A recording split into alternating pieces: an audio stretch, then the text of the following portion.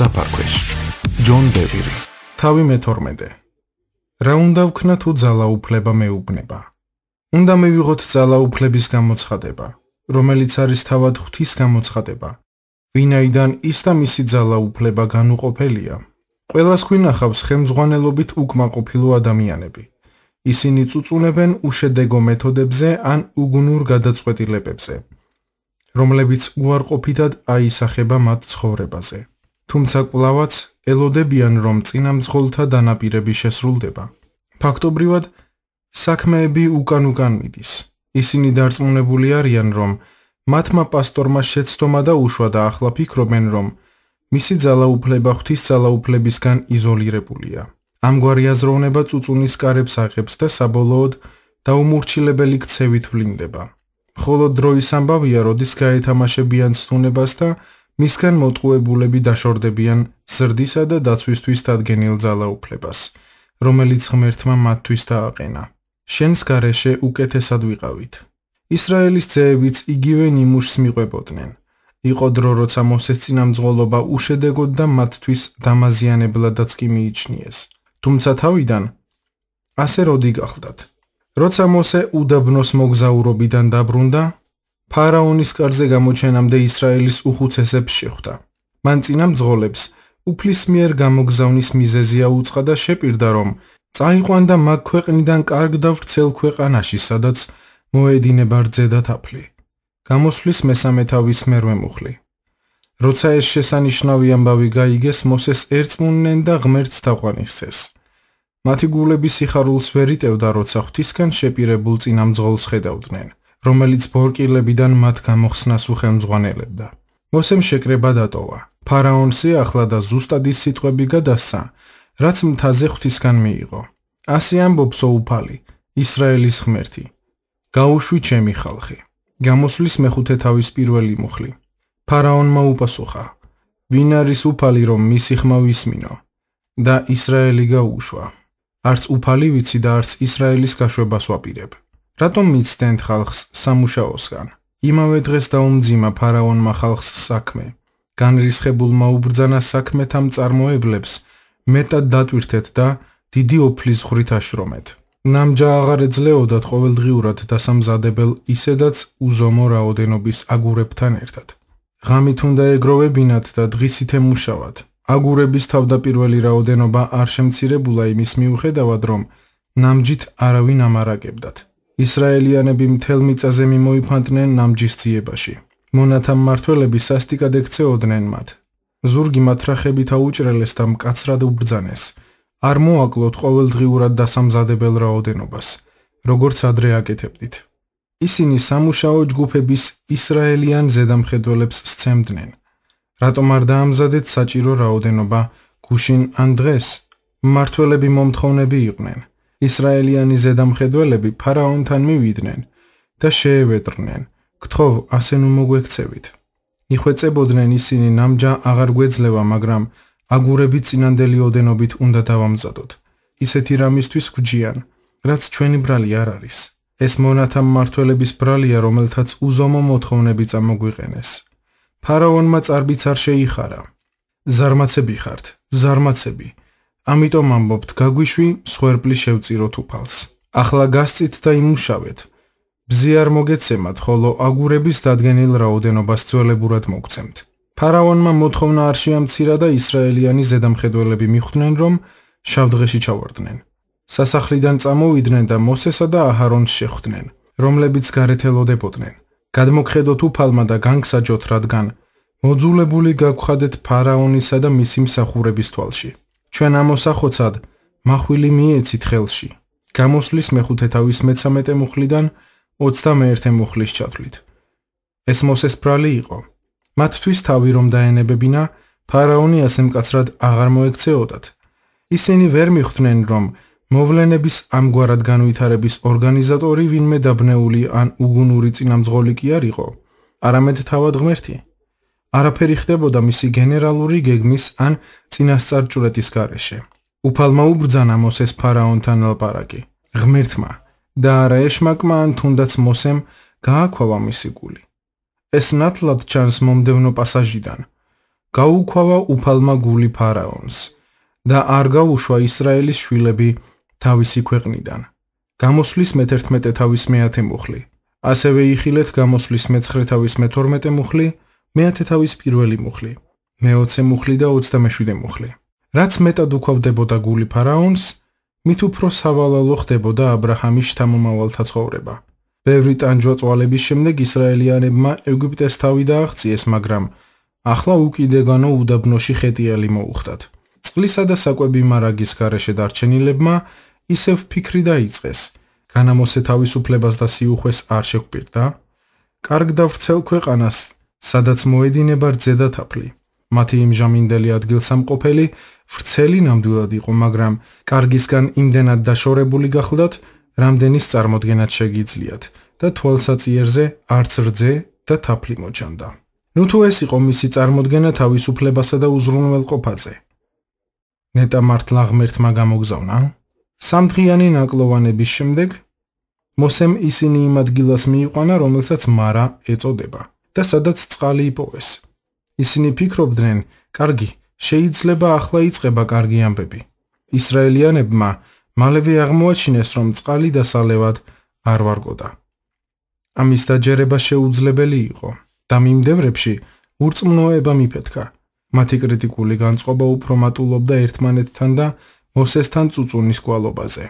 უკმაყოფილება ფართოდ გავრცელდა კიბოს მსგავსად, რომელმაც მთელი კრებული მოწამლა. შესაძლოა მოსემ იცოდა როგორ გამოეყვანა ხალხი, მაგრამ წარმოდგენა არ ჰქონდა როგორ უნდა შეეყვანა. ისრაელიანები მოსესა და აჰარონს შესჩიოდნენ. ნეტავ მომკვდარიყავით უფლის ხელით ეგვიპტის ქვეყანაში, როცა ხორცით სავსე ქვაბებს უსხედით და პურს ცხომამდე ვჭამდით. თქვენ გამოგვიყვანეთ ამ უდაბნოში, რომ შიმშილით ამოგწყვიტოთ მთელი კრებული. გამოსვლის მე-16 თავის მე-3 მუხლი. მეტი აღარ შეეძლოთ. მოსეს წინამძღოლობის უნარი ამაო გამოდგა მრავალი მიმართულებით. განამათი ცხოვრება უკეთესი არ იყო, სანამ ძალაუფლების ქვეშ აღმოჩნდებოდნენ. ერთადერთი უზომო სტრესი და გაჭირვება მიიღეს მის მიერ ეგვიპტეში მოტანილი ამბებისა და წინამძღოლობის შემდეგ. ეს ოდესმე დასრულდება? ერთ განსაცდელს გაექცნენ, რომ მეორეს ხელში ჩავარდნილიყვნენ. წინამძღოლმა რძითა და თაფლით მდინარი ქვეყანა შეპირდა, მაგრამ მხოლოდ გადაბუგული მიწა, გველები და უდაბნოს მორიელები შერჩათ. მოსემ სადღაც გადაუხვია. სავარაუდოდ ბოროტის მხარეს. ფარაონის ხელში საკვები მაინც ჰქონდათ. როგორც ჩანს, მოსემ მათი წვალება და შიმშილით დახოცვა განიზრახა. ეგვიპტეში ცხოვრება უკეთესი იყო. მათი წუწუნი იმ დონეზე მივიდა, რომ ერთმანეთს უთხრეს. ამოვირჩიოთ მეთაური და დაუბრუნდეთ ეგვიპტეში. რიცხვთა მე-14 თავის მე-4 მუხლი. ახლა მოусმინეთ სიტყვებს, რომლებიც მოსემ გადასცა ღვთისგან დაყენებული წინამძღოლით დაღლილ ისრაელიანებს. ისმინა უფალმა თქვენი დრტვინვა, რომლითაც დრტვინავდით მის წინააღმდეგ. ჩვენ კი ვინა ვართ? ჩვენ კი არა, უფლის წინააღმდეგაა თქვენი დრტვინვა. გამოსვლის მე-16 თავის მე-8 მუხლი. ეს მამაკაცები და ქალები ფიქრობდნენ, რომ მათი ურჩობა მოსეს წინააღმდეგ იყო მიმართული და ღმერთს არანაირად არ უკავშირდებოდა. მათი აზრით წარმატებით განაცალკევეს ეს ორი პიროვნება. ისინი გონებრივი მსჯელობით მივიდნენ ამ დასკვნამდე და არა მორჩილების პრინციპის გააზრებით. ვინც ნანახისა და გაგონილის შეზღუდული დასკვნით ხელმძღვანელობს, უგუნურების გზაზე აღმოჩნდება. ისინი თავიანთ დანიშნულებას ვერ შეასრულებენ, ხოლო ძალაუფლების მაღიარებელი და მორჩილი ადამიანები აღთქმებს დაიმკვიდრებენ იეშუა ნავესდისა და ქალების მსგავსად. თუ გარჩევა შემიძლია. შესაძლოა თავი ისრაელიანებზე ბრძენად მიგაჩნიათ, რომლებიც ხილულით და მათი წინამძღოლის გადაწყვეტილებების მეყსეული შედეგების მიხედვით განსჭიდნენ. თავი უფრო სულიერი გგონიათ იეშუას მსგავსად. არჩევთ, რომ მოსე მართალია და არასოდეს უპასუხებდით ისრაელიანთა მსგავსად. საერთოდაც იქ რომ ყოფილიყავით, იეშუას გვერდით იქნებოდით. იქნებასეც არის, მაგრამ სიფრთხილე გვმართებს, სანამ მსგავს დასკვნებს გავაკეთებთ. ფარისევლებიც თავგამოდებით ამტკიცებდნენ. ჩვენი მამების დღეებში რომ გვეცხოვრა, არ ვიქნებოდითო მათი თანამოზიარენი წინასწარმეტყველთა სისხლში. მათეს 23 თავის 30 მუხლი. და მაინც. იესომ თქვა, რომ მათაც წინაპრების მსგავსი დამოკიდებულება ჰქონდათ. ადვილია ავის და კარგის გარჩევა მაშინ, როცა მოვლენები ჩავლილია და წიგნი დაწერილია. იეშუას თანატოლებისგან გარჩევის უნარი კი არა, ნამდვილი ძალაუფლების ამოცნობისა და დამორჩილების უნარი განსხვავდება. სწორედ აქედან მოდის ნამდვილი გარჩევის ძალა. მესმის მათი უკმაყოფილო შეძახილები, რომლებიც ფიქრობენ, რომ განჭვრეტის ნიჭი აქვთ, თუმცა მათ გულებში ჯერ კიდევ ჭარბობს ურჩობა.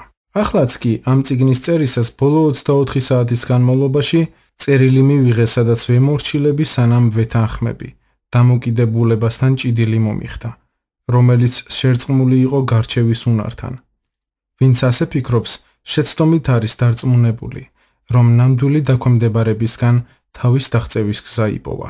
ვინ დააყენა ისინი ამ პოზიციაზე? შესაძლოა დასვათ კითხვა. რა ხდება მაშინ, თუ ვარჩევ, რომ ჩემი წინამძღოლი კარგ არჩევანს არ აკეთებს?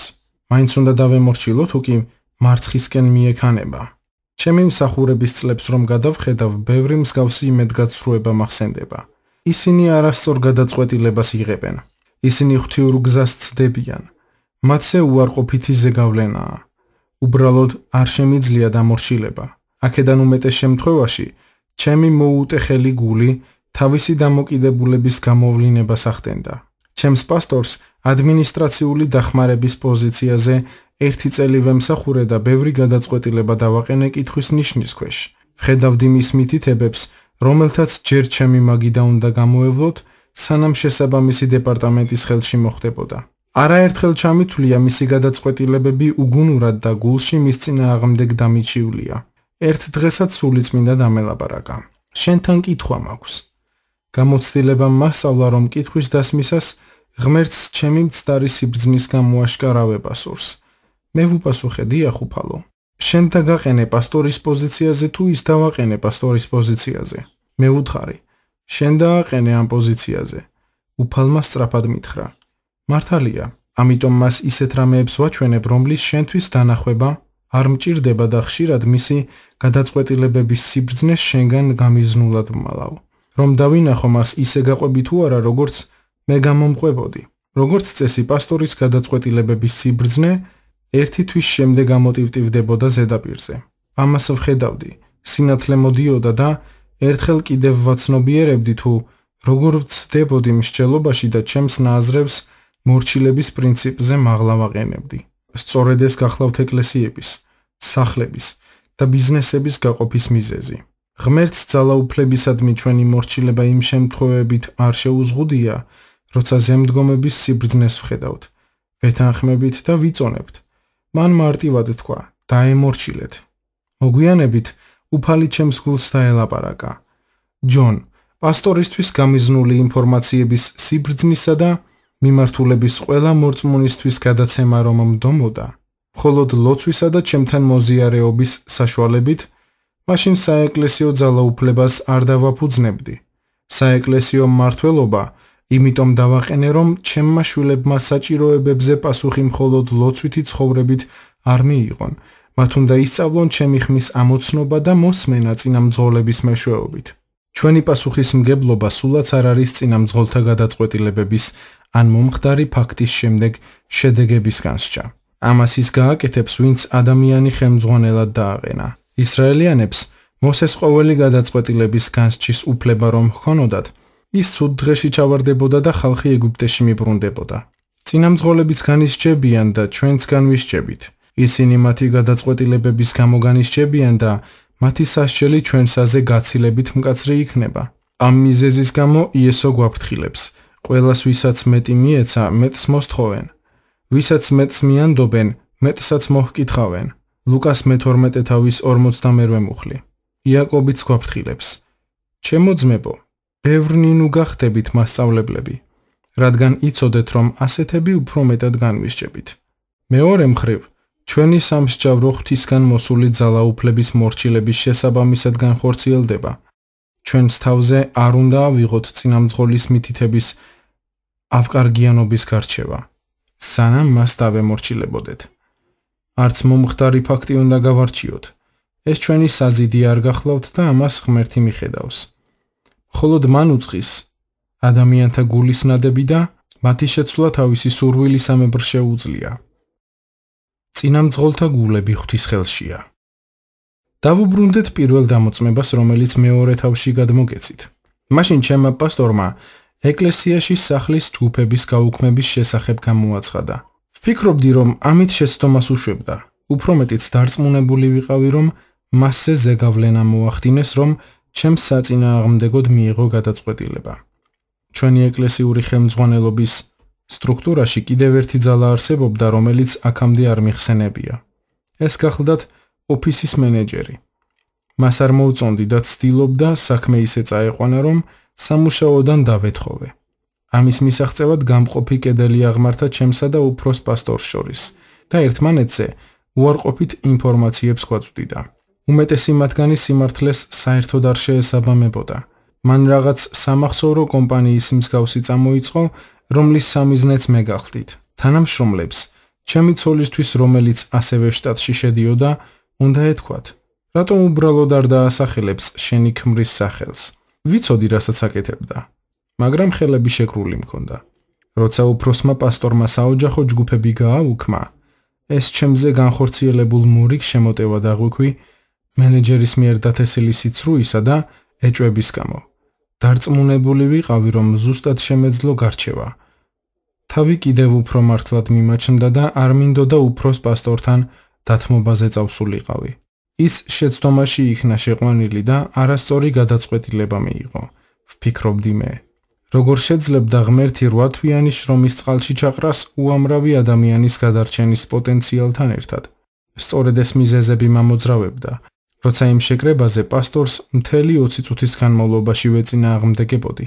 თავი მართალი მეგონა, სანამ სახლში სულიწმინდის საყვედური არ მივიღე. შემდეგ ჩემამდე ღრმა გაცნობიერება მოვიდა. საქმე მქონდა არა ადამიანის, არამედ ღვთის ძალაუფლებასთან. მოკლე ხანში ღმერთმა ჩემს გულში წერილის ერთი მუხლი აღბეჭდა. ამან სინათლე მოფინა ანალოგიურ ვითარებებს და მიმართულებად ამანახა მსგავსი სიძნელეების შამს. მეფის გული წყლის ნაკადია უფლის ხელში. საითაც მოისურვებს, იქით მიუშვებს. იგავების 21 თავის პირველი მუხლი. მეფე წარმოადგენს თქვენს ზემოთ არსებულ ძალაუფლებას. ნიშნულობა არ აქვს ღვთისმოსავია თუ სასტიკი, მისი გული მაინც ღვთის ხელშია. მუხლი არ ამბობს, კეთილი მეფის გული უფლის ხელშია. არც ის არის არსებითი, რა გავლენას ახდენენ მასზე. მისი გული მაინც უფლის ხელში რჩება. წერილი არ გვეუბნება, ვინაიდან მეფეზე არასწორი ზეგავლენა მოახდინეს, მისი გულის შეცვლა შესაძლებელია უფლის მიერ. რა ხდება მაშინ, როცა ვიცით, რომ გადაწყვეტილება არასწორია? რა ხდება მაშინ, როცა გარჩევას არ ვაპირებთ, მაგრამ დარწმუნებული ვართ, რომ ცუდი გადაწყვეტილება იქნა მიღებული?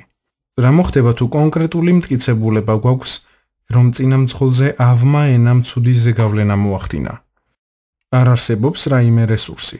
არაფრის გაკეთება არ შეგვიძლია ჩვენი წინამძღოლის დასახმარებლად. პასუხია დიახ. ესთერი ამ ვითარებებისთვის გამოსადეგი მაგალითია. აბრაჰამის შთამომავლობა ტყვეობაში ცხოვრობდა სპარსეთის სამეფოს ქვეშ. ბოროტმა ჰამანმა მზაკვრული გეგმა შეადგინა. ზეგავლენა იქონია მეფე ქსერქსეზე და ებრაელების მოკლის ბრძანებაზე ხელი მოაწერინა. მეფემ თავად დანიშნა დღე. დედოფალი ესთერი აბრაჰამის შთამომავალი იყო. მაგრამ გამზრდელი ბიძაშვილის მორდექაის მითითებით ეს ფაქტი არ გაუმხელია. თუმცა ის მივიდა ესთერთან და სთხოვა, რომ მეფეს შევედრებოდა ხალხის გულისთვის. მორდექაი ხვდებოდა, რომ ამის გაკეთებით დედოფალის სიკვდილს ეთამაშებოდა. ის ყველაფერს დაკარგავდა და ვერაფერს მიიღებდა. ესთერი დედოფალი გახლდათ და მისი საიდუმლო დაცული იყო. და მაინც ქალმა მიიღო მეფის წინაშე წარდგომის გადაწყვეტილება. სამდღიანი მარხვის შემდეგ ის მეფე ქსერქსეს შიდა პალატებში შევიდა. ღმერთმა მეფის გული განაწყო, რომ მისთვის კეთილგანწყობით შეეხედა. მან დედოფლის სათხოვარი იკითხა და ესთერმაც იგი მისთვის გამართულ სუფრაზე დაპატიჟა ჰამანთან ერთად. მეფე დათანხმდა, რომ ის და ჰამანი დედოფალს ეწვეოდნენ. გვიან ღამით მეფეს ძილი გაუკრთა. მან მსახურებს მატიანეთა წიგნის მოტანა უბრძანა. წაკითხულიდან გაახსენდა, რომ ებრაელმა მორდექაიმ მისი სიცოცხლე გადაარჩინა, მაგრამ ჯილდო არ მიუღია. მეფე დაფიქრდა, რა პატივი უნდა ეცა მისთვის და რჩევისთვის ჰამანს უხმო. ამ უკანასკნელმა შეცდომით წარმოიდგინა, რომ მას გულისხმობდნენ და ამ უცნობი ადამიანის პატივისცემისთვის სრულყოფილი და საგულდაგულოდ გათვლილი გეგმა შესთავაზა. შემდეგ მეფემ გაუმხილა, რომ მორდექაის პატივისცემა სურდა და ჰამანის სამწუხაროდ თავად მას დაავალა ამ ყველაფრის შესრულება. ღმერთი უკვე შრომობდა მეფის გულის მოსამზადებლად, იმ სიტყვებისთვის, რასაც ის ნადიმზე ესთერისგან შეიტყობდა. როცა მეფე და ჰამანი მეორედ ეწვივნენ ესთერს სანადიმოდ, ქსერქსემ სათხოვრის გაგება მოისურვა. მიუგო დედოფალმა ესთერმა და უთხრა: მეფევ, თუ მიპოვია მადლი შენს თვალში და თუ ინებებს მეფე, მებოძოს ჩემი სიცოცხლე ჩემს სათხოვარში და ჩემი ხალხის სიცოცხლე ჩემს სავედრებელში, რადგან გაყიდულნი ვართ ჩვენ, მე და ჩემი ხალხი გასანადგურებლად, დასახოცად და მოსასპობად, მონებად და მხევლებად რომ გავეყიდეთ, დავდუმდებოდი, მაგრამ მტერი ვერა ანაზღაურებს მეფის სარალს. ესთერის მეშვიდე თავის მესამე და მეოთხე მუხლი. აქ აღსანიშნავია რამდენიმე პუნქტი. პირველი, მეფემ ნამდვილად საშინელი და საქმეში ჩაუხედავი გადაწყვეტილება მიიღო, მაგრამ ესთერი მას მაინც პატივისცემით ელაპარაკა და დაქვემდებარებული მდგომარეობა შეინარჩუნა. მეორე სათხოვარი დიდი თავმდაბლობით მოახსენა და არა მხოლოდ საკუთარი, არამედ მეფისთვის სასიკეთო მხარეც გაითვალისწინა. ესთერმა ითხოვა, მაგრამ საბოლოო გადაწყვეტილების მიღების უფლება მას დაუტოვა. ქალს არ უთქვამს უგუნურო ქმარო. კულელს რომ უსმენ ვერ ხვდები, რომ ბრძანებაზე ხელის მოწერით თავად მიეცი ყველაფრის დაკარგვის უფლება. ის ერთ რამეზე დებდა იმედს. ღმერთი მეფის გულს შემოაბრუნებდა. უფალმა შეცვალა მისი გადაწყვეტილება და მეფემ ბოროტი ჰამანი ჩამოკიდა. ებრაელი ხალხი დახოცვას გადაურჩა. ესთერს კონკრეტული მტკიცებულება ჰქონდა ხელთ და არა უბრალოდ გარჩევა, რომ მისმა ზემდგომმა ნამდვილი ფაქტები არ იცოდა. ის მასთან მოდრეკილი გულით მივიდა და სათხოვარი ისეთი ფორმით წარუდგინა, რომ საბოლოო გადაწყვეტილებისთვის სივრცე დაუტოვა. მას არ დაუმცირებია, ძალა არ გამოუყენებია და არც მანიპულაცია უცდია. ის უბრალოდ მიენდო სულიწმიდის ძალას, რომ მისი ბატონის გულს შეცვლიდა. როცა ყველა ფაქტი არ იციან. წმინდა წერილში ვხედავთ, რომ ზოგჯერ წინამძღოლზე ცუდ ზეგავლენას ახდენენ, მაგრამ სხვა შემთხვევებში ის არასწორ გადაწყვეტილებას იღებს ფაქტების გამოუძიებლად ან მანამ, სანამ საქმის არსს სრულად ჩაწვდებოდეს. ამის ნიმუშს დავითისა და საულის შემთხვევაში ვხედავთ. ფილისტიმელი გოლიათი 40 დღის განმავლობაში აფრთხობდა ღვთის არმიას. მან ისრაელი გამოიწვია, რომ მის წინააღმდეგ ფალავანი გამოეყვანათ და ამ ორ არმიას შორის გამარჯვება ერთი ბრძოლით გადაწყვეტილიყო. დავითმა დაინახა დამფრთხალი ჯარისკაცები, რომელთაც პასუხი ვერ გაეცათ გოლიათის მუქარისთვის. თუმცა მეფე საულმა დავითს რომ შეხედა, ასე თქვა: შეუძლებელია. ჯერ კიდევ ყმაწვილი ხარ და თუ წააგებ, ყველანი ამ არმიას უნდა მოვემსახუროთ. ავტორის პარაფრაზი. როცა დავითმა მეფის სიტყვები მოისმინა, მის დაყოლიებას შეეცადა. მიუგო დავითმა, წემსავდა შენი მსახური თავისი მამის სხვარს და როცა ლომიან დათვი დაგვეცემოდა და ფარიდან კრავს გაიტაცებდა. უკან მივდევდი, ვკლავდი და პირიდან ვგლეჯდი კრავს. ხოლო თუ ჩემზე გამოიწევდა, ფაფარში ჩავავლებდი ხელს და იქვე ვკლავდი. ორივე მოუკლავს შენს მსახურს ლომიც და დათვიც. ამ წინა დაუცვეთელ ფილისტიმელსაც იგივეს ვუზამ, რადგან ცოცხალი ღვთისმხედრობა გალანძღა. უფალი, რომელმაც ლომისა და დათვისგან მიხსნა, ამ ფილისტიმელისგანაც მიხსნის. მიუგო საულმა დავითს, წადი და უფალი იყოს შენთან. პირველი სამუელის მე-17 თავის 34 მუხლიდან 37 მუხლის ჩათვლით. მის ქცევაში პატივისცემა იგრძნობოდა, როცა ძალაუფლებას ინფორმაცია მიაწოდა. მან მეფეს უთხრა ის, რაც აკლდა თავდაპირველი გადაწყვეტილების მიღებისას. ამის შემდეგ დავითი ღვთიურ უნარს მიენდო, რომ წინამძღოლის გულს შეცვლიდა. იგი დარწმუნებული იყო, რომ მის გულში ჩადებული მეფის გადაწყვეტილებით დადასტურდებოდა. დავითი ისევ თავმდაბალი და დაქვემდებარებული რჩებოდა და შესაბამისად ღმერთი აქტიურად იყო ჩართული ამ საქმეში. უფალმა შემოაბრუნა საულის გული და მან თქვა: "წადი და უფალი იყოს შენთან." ნამდვილი შუამდგომლობა. კიდევ ერთი ბიბლიური მაგალითი, როცა სათხოვარი ზემდგომის გადაწყვეტილების შემდეგ არის მიტანილი, აბიგაილის შემთხვევაში გვხვდება. მისი ქმარი სასტიკი და ბოროტი მდიდარი იყო, რომელსაც ნაბალი ერქვა. დავითს საკვები სჭირდებოდა, რადგან საული მის სიცოცხლეს ემუქრებოდა. დავითმა ნაბალს საჭმელის გაგზავნა სთხოვა. მანამდე დავითმა ნაბალის მსახურები დაიცვა და მათგან არასდროს არაფერი აუღია. ნაბალმა არა მარტო უარყო დავითის სათხოვარი, არამედ შეურაცხყოფაც მიაყენა. მის მაქცევამ დავითი განარისხა და 400 კაცით გამოემართა შურის საძიებლად. მან ნაბალის და მისი სახლეულის განადგურება გადაწყვიტა. ამ სიტყვამ აბიგაილის, ნაბალის ცოლის ყურამდე მიაღწია.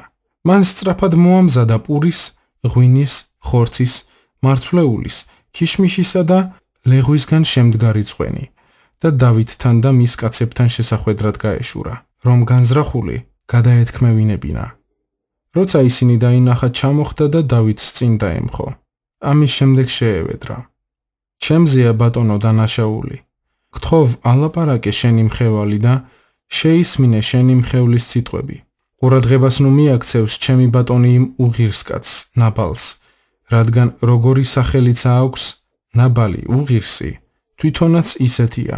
მე კი შენს მხევალს არ მინახავს ჩემი ბატონის გამოგზავნილი ჭაბუკნი. ახლა ჩემო ბატონო, ცოცხალია უფალი და ცოცხალია შენი სული. შეგაკავებს უფალი სისხლის ღვრისა და შურის ძიებისგან. დაენაბალივით იყვნენ შენი მტრები და ჩემი ბატონისთვის ბოროტის მსურველნი. აი ეს წვენი, რომელიც შენმა მხევალმა მოართვა ჩემს ბატონს, რათა მიეცეს ჭაბუკებს ჩემი ბატონის ნაკვალევს რომ მიჰყვებიან. აპატიე შენს მხევალს, დანაშაული, რადგან უსათუოდ აუშენებს მტკიცე სახლს უფალი ჩემს ბატონს. ვინაიდან საღვთო ომშია ჩართული ჩემი ბატონი და მთელი სიცოცხლე არ გაივლებს გულში ბოროტებას. და როცა კეთილს მიაგებს უფალი ჩემს ბატონს, მაშინ გაიხსენე შენი მხევალი. 1 სამუელის 25 თავის 24 მუხლიდან 31 მუხლის ჩათვლით. ნება მომეცით ნაბიჯ გადმოგცეთ, რა გააკეთა ამ ქალმა თავისი ქმრის, სახლეულისა და დავითისთვის.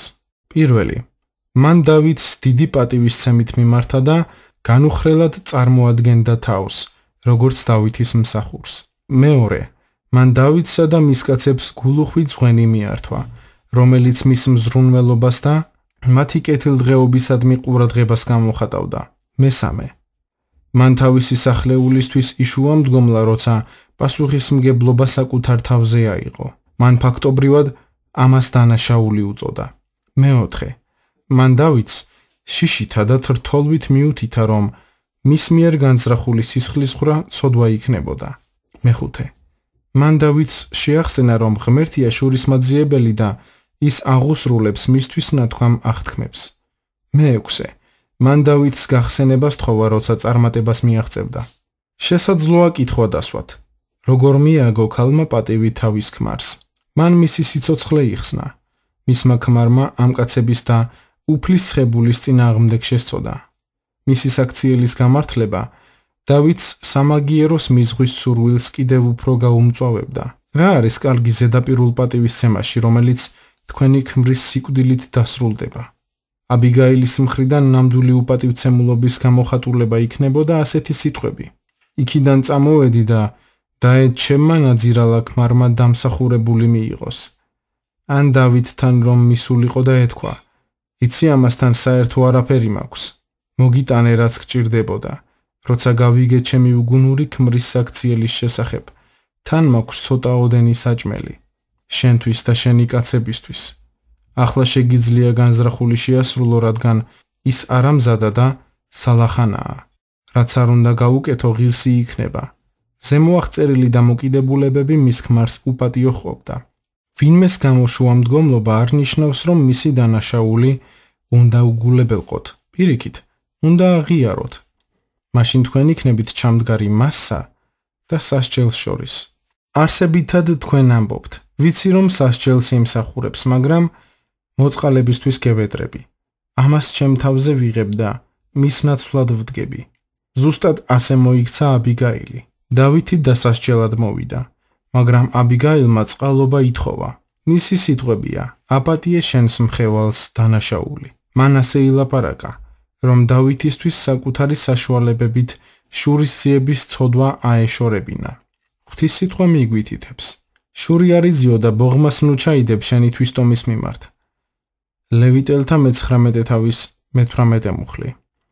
ნაპრალში ჩამდგარმა ქალმა წყალობა ითხოვა და დავითის სიმართლეზეც იზრუნა. აბიგაილს მეზობლებთან ან მეგობრებთან არ უჭორავია. იცით, ერთ არამზადა კაცზე ვარ გათხოვილი. ყველაზე წარუმატებელი ადამიანია, ვისაც კი ვიცნობ. მას არც დავითთან ულაპარაკია თავის ქმარზე გულის წყრომით, სიბრაზით, ზიზღით, უპატივცემულობით ან შურისძიების მიზნით. აბიგაილი სიცოცხლეთა გადარჩენას შეეცადა. ნახეთ, როგორ დასრულდა ეს შეხვედრა. მიუგო აბიგაილს დავითმა: კურთხეულია უფალი ისრაელის ღმერთი, რომელმაც მოგავლინა დღეს ჩემთან შესახვედრად. კურთხეულია გონიერება შენი და კურთხეული ხარ შენ, რომ გადამაფიქრებინე დღეს სისხლის ხრა და შურისძიება. ცოცხალია უფალი ღმერთი ისრაელისა, რომელმაც არ ჩამადენინა შენთვის ბოროტება, რადგან საჩქაროდ რომ არ წამოსულიყავ ჩემთან შესახვედრად, არ დარჩებოდა ნაბალს განთიადამდე არც ერთი კედელთან მიმშარდავი. მიიღო დავითმა მისი ხელიდან, რაც ჰქონდა მოტანილი და უთხრა: მშვიდობით გაბრუნდი შენ სახლში. აჰა, ვისმინე შენი ხმა და პატივი დავდე შენს სახეს. 1 სამუელის 25:32 მუხლიდან 35 მუხლის ჩათვლით. როცა აბიგაილი სახლში დაბრუნდა, ქმარი მთელი გულით ილხენდა. მას წარმოდგენა არ ჰქონდა, რა შეიძლებოდა მომხდარიყო. ქალმა იმ საღამოს გაჩუმება არჩია. დილით ყველაფერი უამბო თუ როგორ იხსნა მისი სიცოცხლე. კაცს გული გაუქვავდა ამის მოსმენისას. 10 დღის შემდეგ უფალმა დაჰკრა ნაბალს. ეს არ მომხდარა დავითის ან აბიგაილის მხრიდან, არამედ ღვთის ხელით. ბოროტკაცს სასჯელი ეწია. ძალაუფლების მქონის გულისთვის. მოსე ისეთ ვითარებაში აღმოჩნდა, რომ ძალაუფლების ანუ ღვთის გადაწყვეტილება მისთვის კითხვის ნიშნის ქვეშ დადგა. ეს არაერთხელ მომხდარა. მოდით პირველ შემთხვევას გადავხედოთ. ისრაელმა შესწოდა ოქროს ხმოს ჩამოსხმით და შემდეგ მისი თაყვანისცემით. ღმერთი განრისხდა და მოსეს უთხრა, რომ ყველას დახოცავდა და მისგან შექმნიდა ახალ ერს. მოусმინეთ მოსეს მხურვალედ ხოვნას.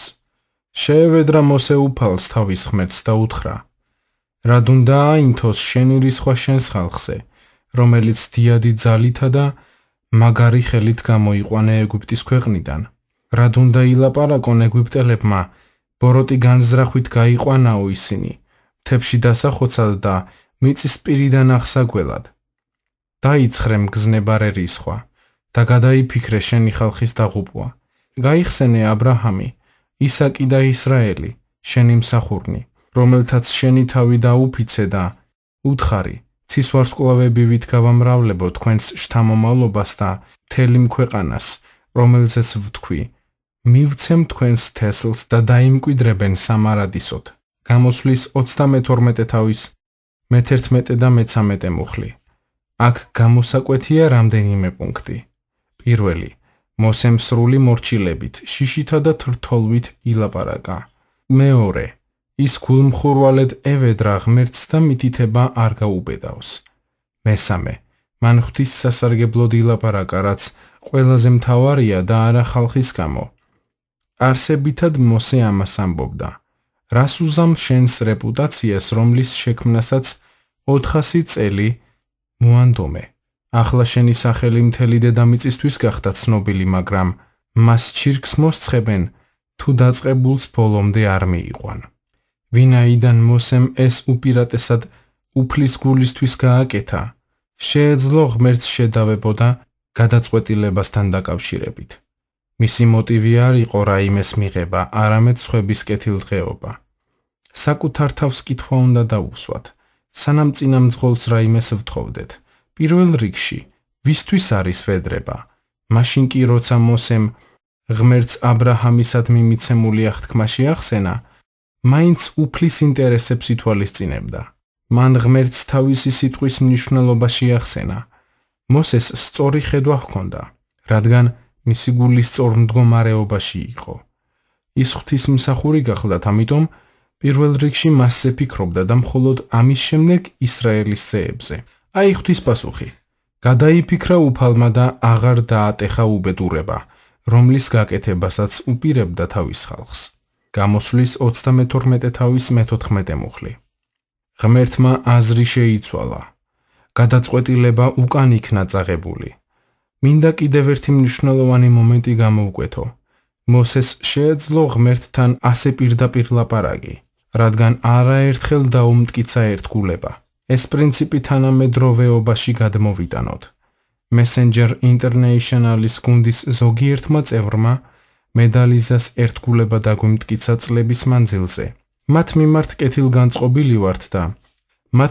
კეთილგანწყობილი ვართ და ახალშემომატებული თანამშრომლების თხოვნებზე სწრაფად მათ სათხოვრებს ვპასუხობთ.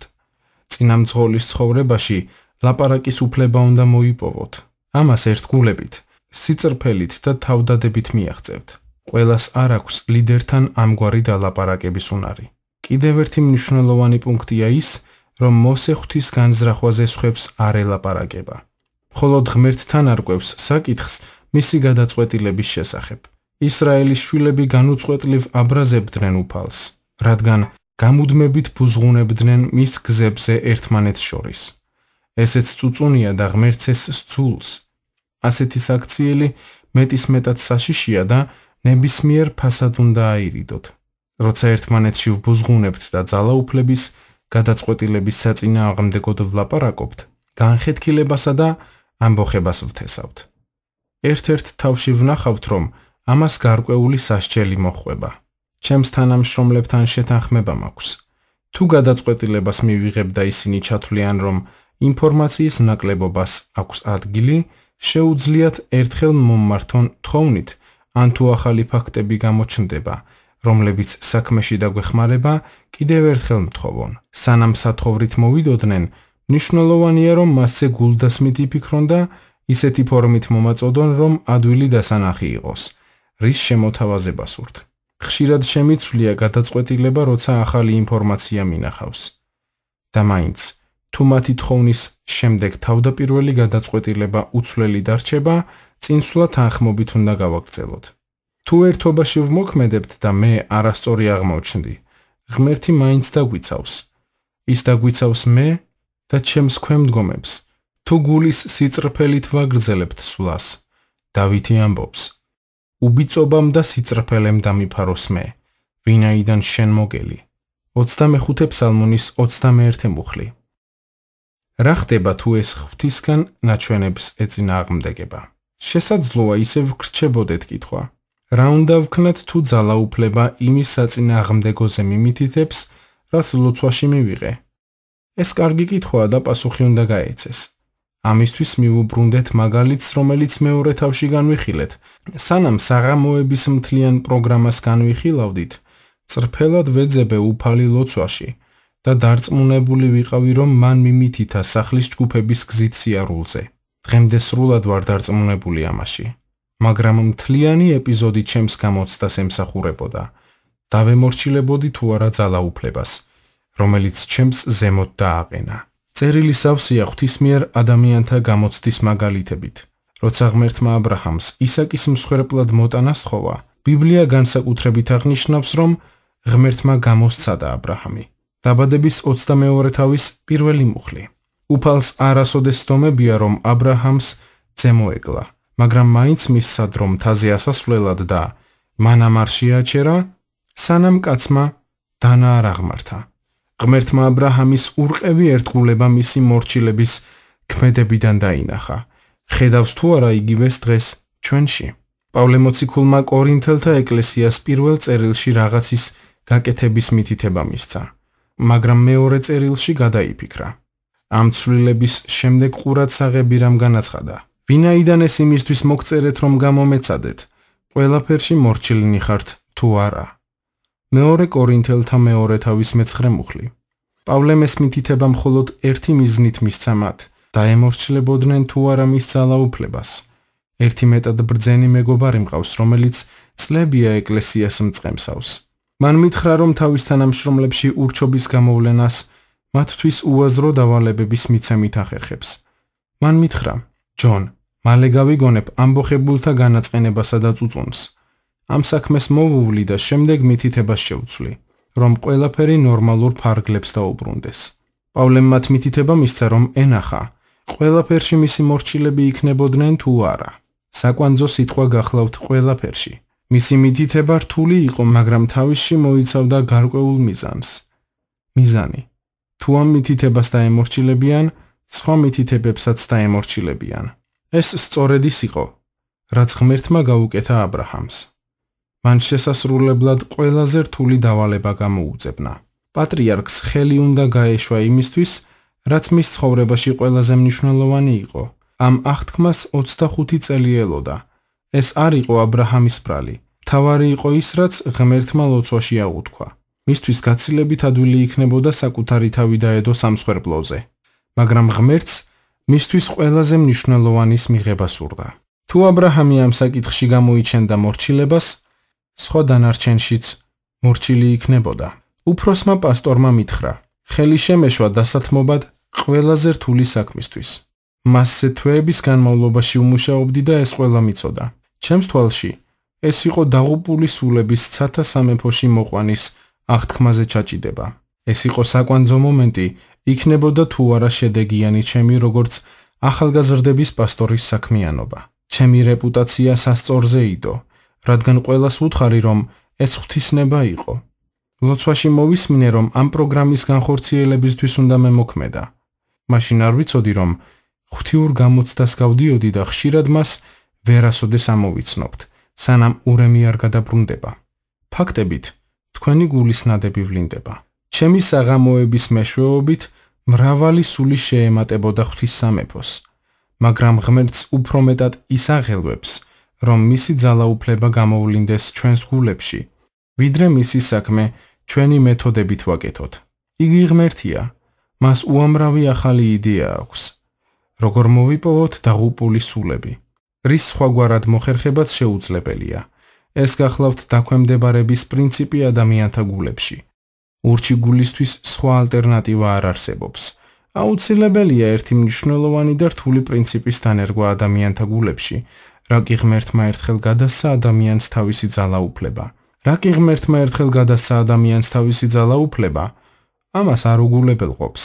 ერთადერთი გამონაკლისია შემთხვევა, როცა წინამძღოლი პირდაპირ არღვევს დაწერილ სიტყვას, ანუ ღვთის კანონს. თავად ღმერთი გვერდს არ აუვლის მის მიერვე დაფუძნებულ გადაცემულ ძალაუფლებას. არ შეგვიძლია გადაცემული ძალაუფლება უგულებელ ვყოთ და მხოლოდ ღვთის ქვეშევრდომობა ვაღიაროთ. მოსე ამ პრინციპზე ელაპარაკა ისრაელის ტომთა მეთაურებს.